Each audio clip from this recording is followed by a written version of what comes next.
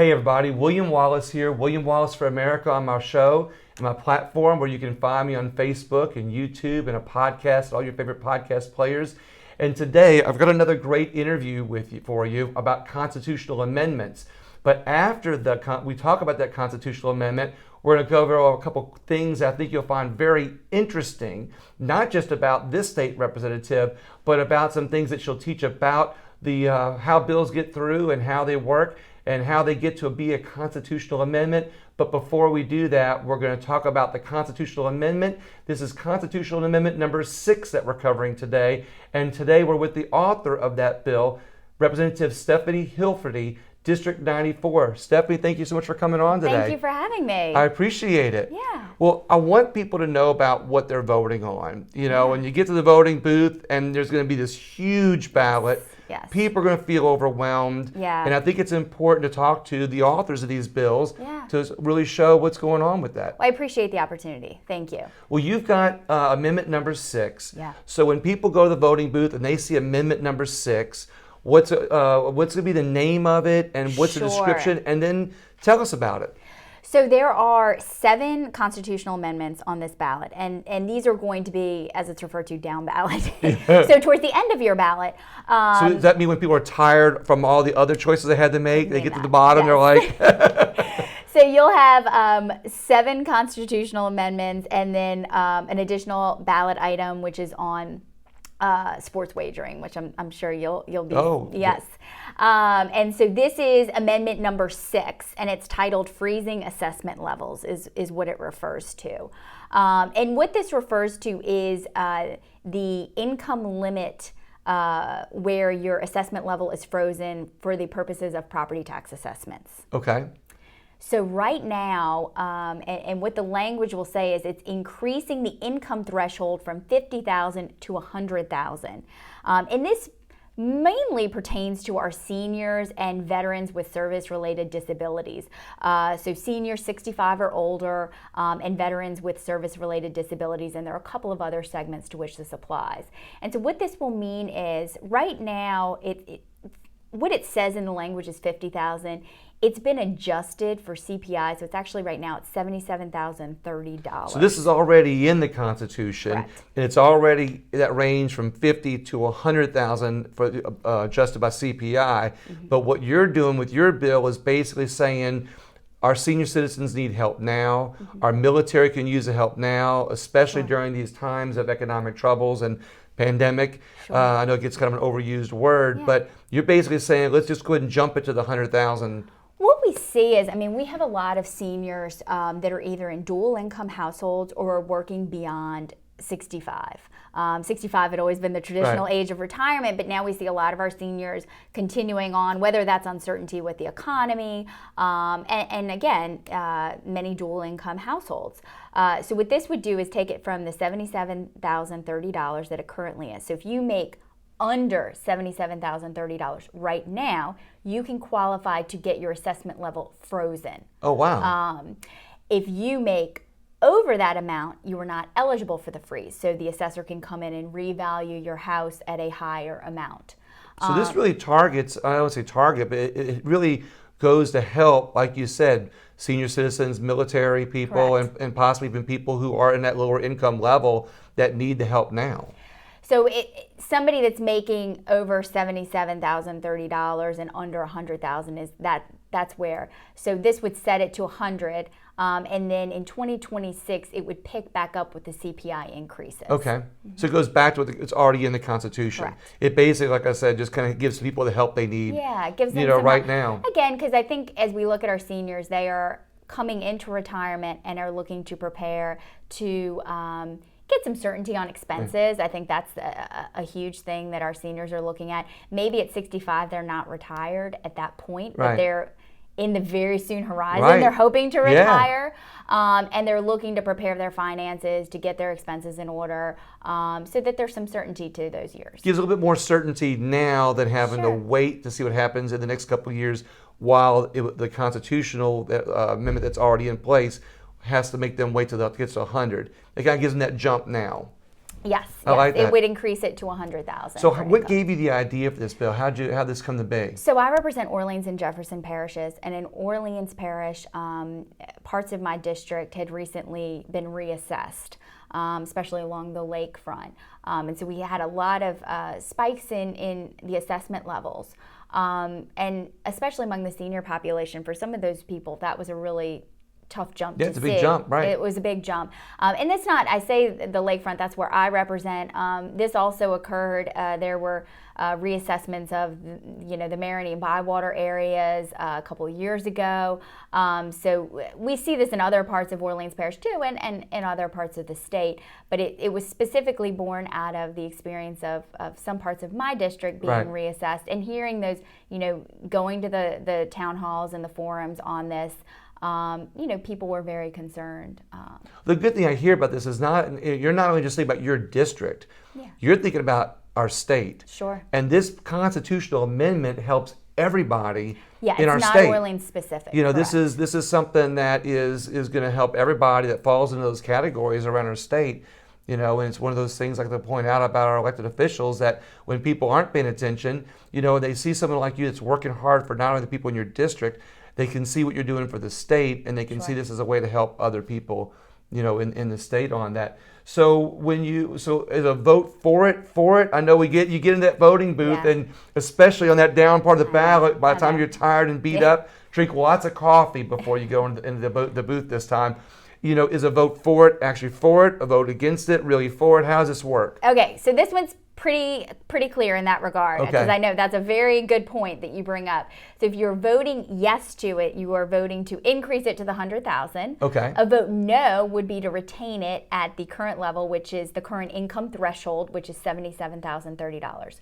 So should be fairly clear in that regard. Yes, you're increasing. Yeah. No, you're leaving at the status quo. Okay. So that makes it to where it's very clear, so that way you don't have to figure that out when you get into the booth. One easier thing. As a side, I want to talk real quick, because this is one of the things I wanted people to get a hold of, a little nugget of information. Sure. When I research this bill, it's kind of hard to find it. Yeah. And if everybody knows, you go on the legislature.la, legis.la.gov is the site where you can research all these bills yourself. But it is kind of confusing when I looked it up, was that, the bills are an act, or they have an act number, they have a bill number, they have an SB number, they have a house number, and it's kind of confusing. So if you can help us walk through, how does that get through? Okay, so the website you mentioned, legis.la.gov, so it's legislature abbreviated, is a fabulous website. And what you can do on there is actually many things. You can watch our committee hearings live. Mm-hmm. Sometimes I'll say something in committee and I'll get an email and it's a reminder there's somebody watching out there. So you can watch them. You obviously you're invited to come in person to the legislature, but for some people, obviously starts Monday. Yes, for some people it's the distance is hard, or they have other but you can even just log in on your computer at legis.la.gov, so you can watch live committee hearings. You can watch broadcast archives, and so you can go to any day, any committee hearing, and watch that live. But to your point specifically about asking how to look up bills, so there are multiple search features. You can search, and it will ask you in which session you're looking. So 2020 regular session, or so that is a feature you may have to change. Yeah, exactly. You might be looking in a prior year. Yeah, because when I looked up yours and when they're not available, now I saw that was on this session that starts Monday. So it's not even up yet. It's going to revert to the either most recent or the upcoming session will be. So you might have to change that. But then once you're in there, you can search by a House bill number, a Senate bill number, and that will be determined as to whether it is initiating SB or HB. You can search by act. You can even search by text or keywords.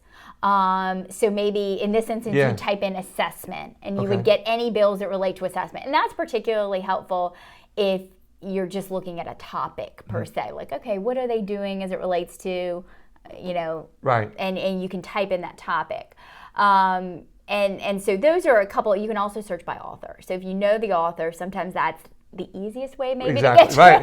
Because when you look at Hilferty under the author, it came up the act number, the bill number, and shows you the kind of the path that it took. And so what's interesting and unique about this is because this is in our Constitution, this bill, instead of being sent to the governor for signature, was actually sent to the Secretary of State.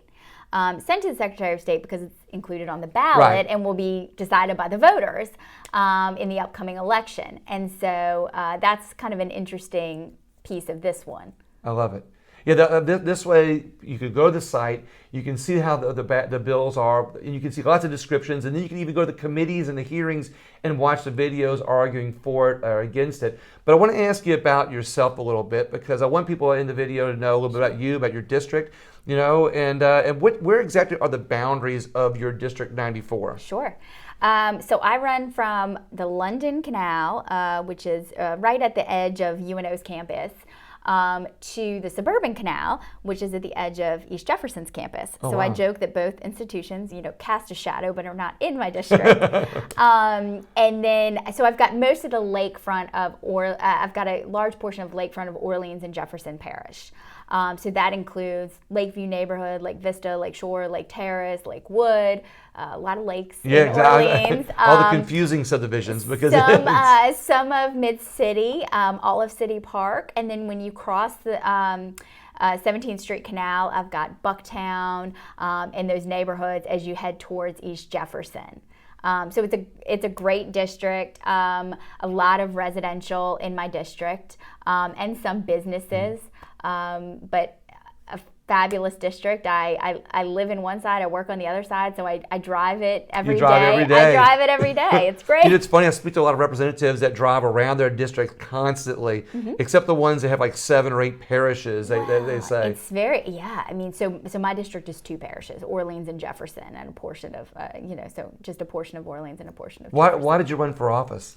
So I was engaged, I was a member of my Property Owners Association, and became very involved in that and was interested in getting more involved. And some people approached me about running for this seat, and so I decided to jump in.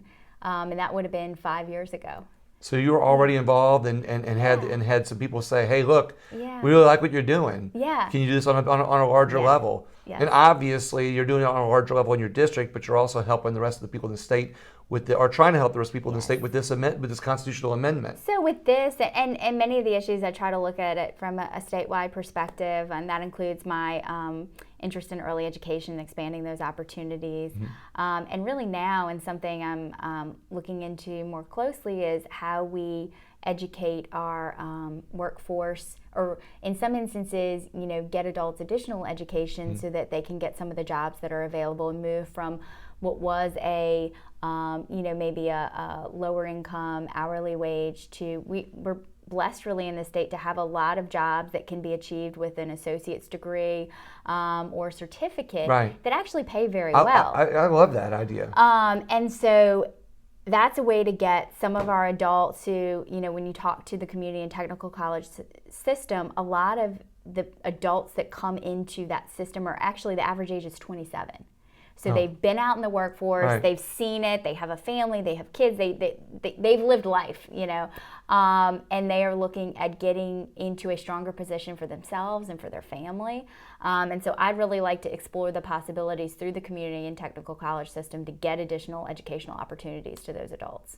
Because that's the rising tide lifting all ships. No, you're absolutely right. That position in some people's life, that age range, that skill set. It really, they need the tools to help bring them to the next level. Right. And not only does it help people in our state, but it helps our state at the same time. It helps keep jobs here and helps other businesses that want to come here see that we have people that are, that are qualified and trained for that. Yeah. So one last question, what are you most passionate about?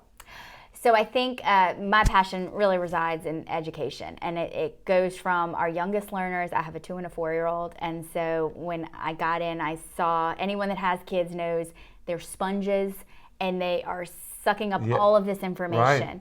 And early education has been a long-term passion of mine. When the school system, we start in our school system at K, kindergarten, so that's a 5-year-old. The brain is over 80% developed by the time a child is 3. Okay, so from the 0 to 3 standpoint, and look, anyone who has been around their kids or grandkids in that range, you say a word once, they're saying it. You show them something, they're picking it up very quickly. And you know, some of our children have those opportunities, others do not. They're not in necessarily in a high quality early education environment. So that's something I'm very passionate about. And I'm also, you know, as we just spoke about, looking at the adult education side, because that is just as important, making sure our adults are trained and ready for the workforce. I like this. I like what you had to say today. I appreciate your time. And I hope that everybody else takes the time to watch it again if need be. But also at the same time, share this video with other people that you think might be interested in this, in not only this amendment, but in learning more about you. Representative Hilferty, thank you so much for coming on today. Thank you for having me. Everybody else, like I said, share the video for more people to get this information. Thank you so much.